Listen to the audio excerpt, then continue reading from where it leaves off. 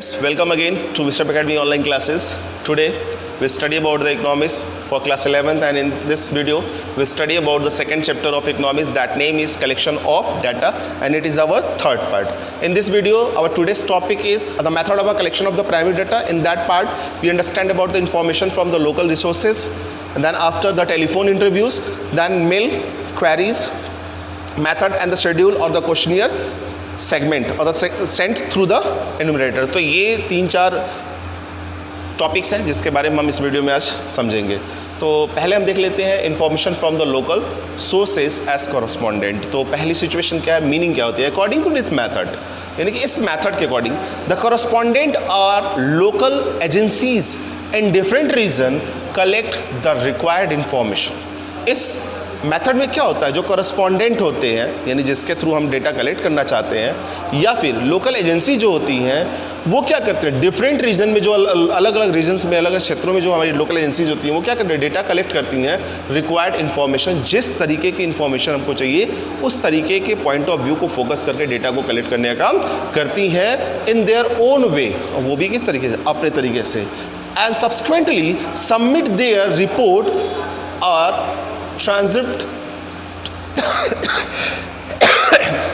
report the information to the central office where the data are processed and the finally analyzed. और वो क्या करती है, data को कलेक्ट करने के बाद उसकी एनालिसिस करने के बाद उसकी एक रिपोर्ट बनाती है, और उस रिपोर्ट को अपने हेड ऑफिस पे यानी कि उस जगह पे सेंट्रल ऑफिस पे क्या करती हैं, उसको सबमिट करने का काम करते हैं जहाँ पे उसका प्रोसेस चल रहा होता है, या फाइनली जहाँ पे उसको एनालाइज्ड करना होता है. ये information from the local sources, यानी कि हम डेटा कलेक्ट करते हैं और उसको अपने सेंटर भेज देते हैं जहाँ पे उसको एनालाइज करना होता है. दूसरे पॉइंट ऑफ व्यू के देखें तो when the information is to be collected regularly on the timely basis like a daily, weekly or the monthly, the correspondent may be posted at a various place.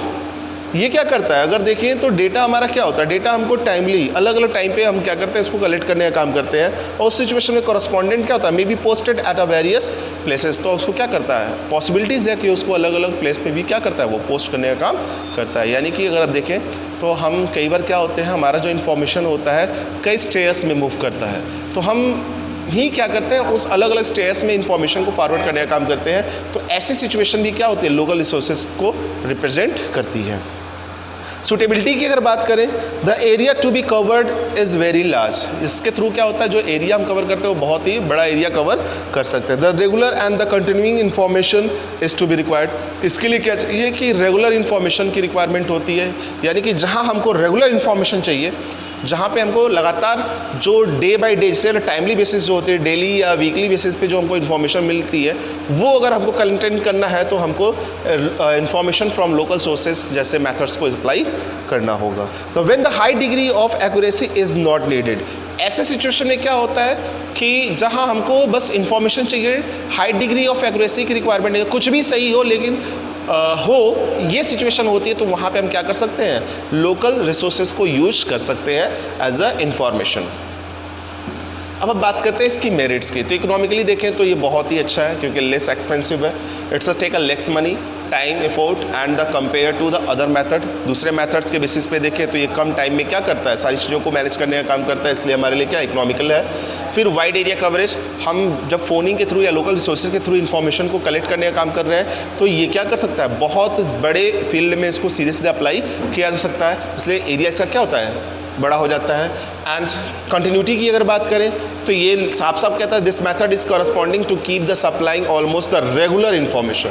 इस method के through क्या कर सकते हैं, हम रेगुलर इन्फॉर्मेशन की supply को maintain कर सकते हैं, यानी कि हम अपनी रिक्वायरमेंट के हिसाब से जब चाहे तब इन्फॉर्मेशन को कलेक्ट कर सकते हैं.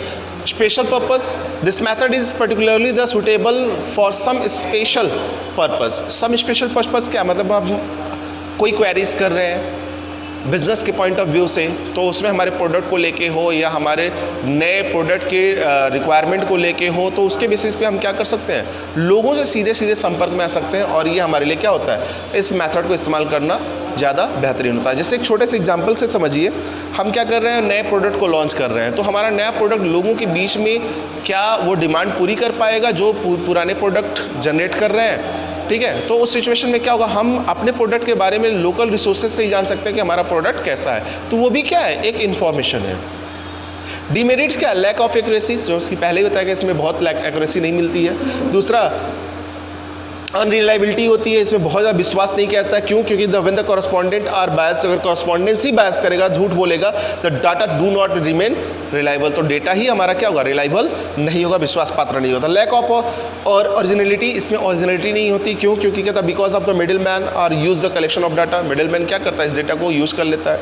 फिर लैक ऑफ यूनिफॉर्मिटी, इसमें यूनिफॉर्मिटी भी नहीं होती है। सिचुएशन क्या होता है, टेक्निक्स ऑफ, कहता है because the different correspondent collect the data from the different techniques, अलग अलग तरीके के लोग क्या करते हैं, अलग अलग टेक्निक्स को डेटा को कलेक्ट करने में यूज करते हैं, जिसकी वजह से ये क्या होता है, इसमें यूनिफॉर्मिटी एक जैसा ये नहीं दिखता। नॉट यूजफुल, ये बहुत देखें तो, अगर देखें तो नॉर्मली कहता है it is not useful for extensive study of the problem, ये हम आने वाले प्रॉब्लम्स को फोकस करके इसको स्टडी नहीं कर सकते, तो ये इसकी अपनी डीमेरिट्स है। अब हम बात करें टेलीफोनिक इंटरव्यूज़। टेलीफोनिक इंटरव्यूज़ की बात करें तो इसमें जो सिचुएशन होती है वो क्या होता है, इन्वेस्टिगेटर कुछ क्वेश्चन को लेके कुछ क्वेश्चन करता है टेलीफोन के ऊपर और सामने वाले से रिस्पांस के थ्रू या रिस्पांस की आशा रखता है। नॉर्मली देखिए in a telephone interview the investigator ask a question over the telephone. Investigator क्या करता है, टेलीफोन से क्वेश्चन पूछता है, and after that investigator instead the presentation himself before the information contact them via the telephone and the collect the desired information। वो क्या करता है, investigator instead the presenting himself, investigator अपने आप को पहले बताता है अपने बारे में, बिफोर द इन्फॉर्मेंट के सामने क्या करता है, उसको जानने से पहले अपने बारे में बताता है कि मैं ये हूँ, मैं इस ऑब्जेक्टिव को लेके आपसे कुछ क्वेश्चन पूछना चाहूँगा, तो वो अपने ऑब्जेक्टिव को बताता है और फिर क्या करता है, telephone and collect the desire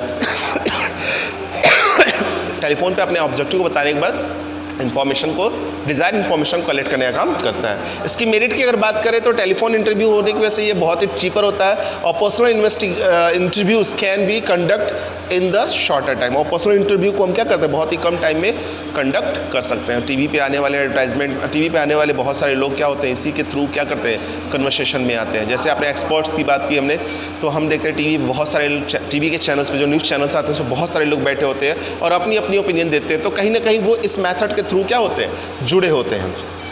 this method allow the investigator assess the respondent by the clarifying the questions. वो ये मांग चलता है इन्वेस्टिगेटर कि वो क्या करता है, जो डेटा कलेक्ट होगा रिस्पोंडेंट से के थ्रू कुछ क्वेश्चन पूछने से वो उसको क्लियरिफाई कर देगा और हम डेटा को कलेक्ट करने का काम कर लेंगे। ये इसकी मेरिट्स है, यानी कुछ क्वेश्चन पूछ के ही वो अपनी इन्फॉर्मेशन को कलेक्ट कर लेता है। देन डिमेरिट्स की अगर बात करते हैं तो कहता है it's obstruct the visual restricts of the respondent which become the helpful to obtaining the information in sensitive issues।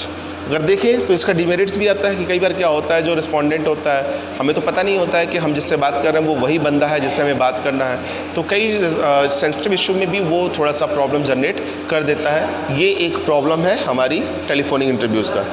It is the subjective in nature, ये एक सब्जेक्टिव नेचर है, यानी कि हम इसमें अपने पॉइंट ऑफ व्यू को या स्टडी के पर्पस पे या कुछ गिने चुने प्रॉब्लम्स के बेसिस पे ही हम इसको स्टडी कर सकते हैं।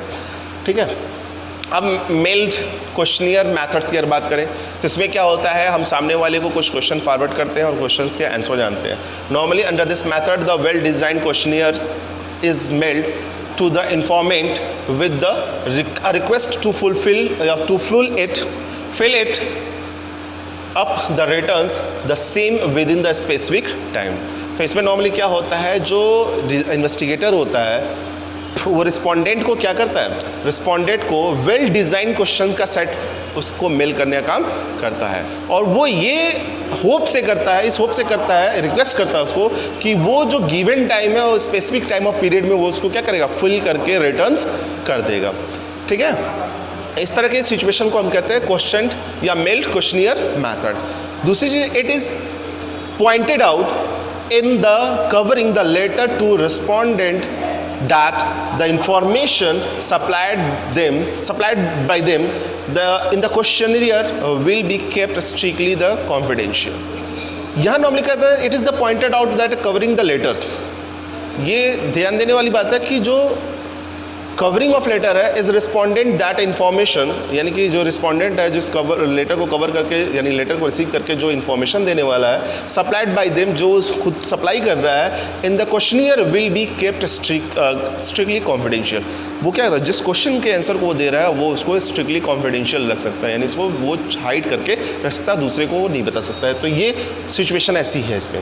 अब इसमें देखें इस तरह के क्वेश्चन क्या होते हैं, मोस्ट ऑफ टाइम इस तरह के क्वेश्चन जो होते हैं नॉलेज बेस्ड होते हैं। नॉर्मली अगर देखें तो the sources of the success of this method based on the ability of design the questionnaire, knowledge of the respondent and their response to be questionnaire. तो इस तरह के जो क्वेश्चन होते हैं या इस तरह का जो इन्वेस्टिगेशन होता है वो नॉर्मली किस तरीके से क्वेश्चन को डिज़ाइन किया गया उसके ऊपर, नॉलेज ऑफ रिस्पोंडेंट यानी कि जिसको हम भेज रहे हैं वो किस लेवल का नॉलेज रखने वाला है उसके ऊपर, और रिस्पॉन्स टू द क्वेश्चनियर और किस तरीके से वो उसका रिस्पॉन्स करता है इसके ऊपर ये डिपेंड करता है। यानी कि सारी चीज़ें हम क्वेश्चनियर, हमारा जो क्वेश्चन वो कैसा है, सामने वाला कितना नॉलेज रखता है, वो किस तरीके से वो रिस्पॉन्स करेगा, उसके ऊपर डिपेंड करता है इस सेगमेंट के सक्सेस को। सुटेबिलिटी की अगर बात करें, ये कहाँ सुटेबल होता है, normally when the information are educated are likely to cooperate, यानी कि ये उन जगहों पे ज़्यादा सूटेबल होता है जहाँ पे इंफॉर्मेशन एजुकेटेड लोगों से लिया जाता है और ऐसे लोगों से जो कोऑपरेटेड होते हैं। Normally when the area are investigation is very large, या फिर ऐसे जगहों पे ज़्यादा सूटेबल होता है जहाँ पे एरिया बहुत ही बड़ा हो। इसके मेरिट्स की बात करें, इकोनॉमिकल होता है क्योंकि इसमें हम कुछ क्वेश्चंस को प्रिपेयर करके सीधे मेल कर देते हैं लोगों के पास और वो उसकी रिप्लाई कर देते हैं, इसलिए बहुत इकोनॉमिकली है। वाइड एरिया कवरेज होता है क्योंकि हम एक साथ बहुत सारे लोगों को मैसेज कर सकते हैं और बहुत सारे रिजल्ट को एक साथ अचीव भी कर सकते हैं, तो इस वजह से ये वाइड एरिया। और फ्री ऑन बायस, क्योंकि हम जिसको मैसेज करते हैं ये इन्वेस्टिगेट जो रिस्पॉन्डेंट होता है सीधे उसी को मैसेज करते हैं, तो वो अपने बारे में जो जानता है उसके हिसाब से या जो से आप उससे जो जानकारी लेना चाहता है वो उसी के हिसाब से रिप्रेजेंट करेगा उसमें, तो इस वजह से देखें तो ये बायस होने के चांसेस कम होते हैं। ओरिजिनलिटीज़ तो काफ़ी हद तक ये रिलायबल होता है, ओरिजिनलिटीज़ होती है क्योंकि हम पर्सनली किसी को मैसेज करते हैं और पर्सनली ही वो रिजल्ट हमें या फिर रिस्पॉन्स हमें देता है। डीमेरिट्स की बात करें तो लिमिटेड स्कोप है इसका, क्यों, क्योंकि यहाँ पे प्रॉब्लम होती है नेटवर्क की। कई बार होता है this method does not work where the majority of respondent is uneducated. ऐसी सिचुएशन की अगर बात करें तो जहाँ पे कम पढ़े लिखे लोग होते हैं उन जगहों पे ये मेथड प्रॉपरली काम नहीं करता। दूसरी बात लैक ऑफ फ्लेक्सिबिलिटी, तो इसमें बहुत सारे बदलाव नहीं कर सकते क्योंकि हमारे पास प्री डिफाइंड क्वेश्चन आते हैं, तो जो क्वेश्चन आते हैं उसी के हिसाब से हम उसको जवाब देते हैं, हम उसमें कोई अपने तरीके से कोई चेंजेस नहीं ला सकते, तो इसमें फ्लेक्सिबिलिटी नहीं होती है। बायस मेथड, तो इसमें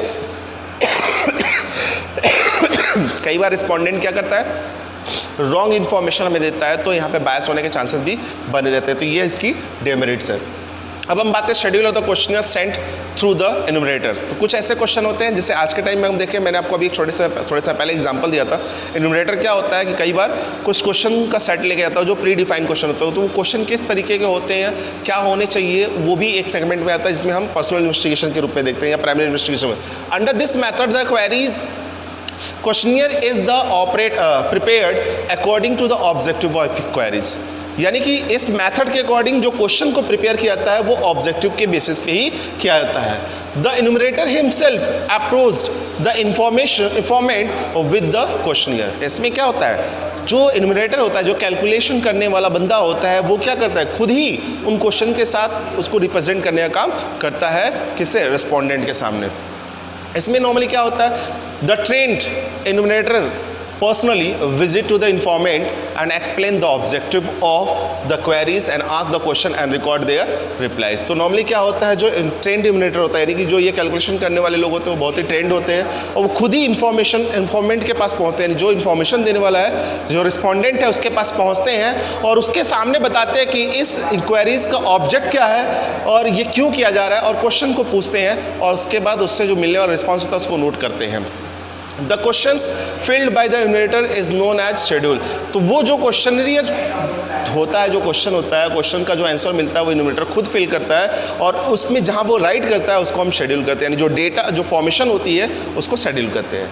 सुटेबिलिटी की अगर बात करें तो नॉर्मली अगर देखें, this method is commonly used by the big houses, research institutions and the large public undertakings। तो ये मेथड क्या होते हैं, जो बिग हाउसेज होते हैं, यानी बड़े बड़े जो घर होते हैं, घर का सेंस यहाँ पे जो बड़े बड़े ग्रुप्स होते हैं, ठीक है, जो इंडस्ट्रीज रन कर रही है तो उनके लिए, रिसर्च इंस्टीट्यूशंस, जो रिसर्च इंस्टीट्यूशंस होती हैं उनके लिए, और द लास्ट पब्लिक अंडरटेकिंग्स, यानी कि ऐसे जोन जहाँ पे ज़्यादातर लोग पब्लिकली क्या है, लोग उसमें पार्टिसिपेट करते हैं, यानी कि ऐसी इंडस्ट्रीज़ या ऐसे बिजनेस जहाँ पे लोगों का इंगेजमेंट ज़्यादा होता है, जिससे प्राइवेट सेक्टर्स ज़्यादा इन्वॉल्व होते हैं। This method is use for the both educated और अनएजुकेटेड पीपल।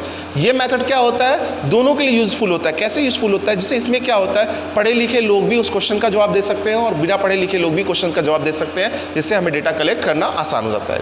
इसकी हम बात करें मेरिट की, तो वाइड एरिया कवरेज हो सकता है, इसमें बहुत बड़े एरिया को हम कवर कर सकते हैं।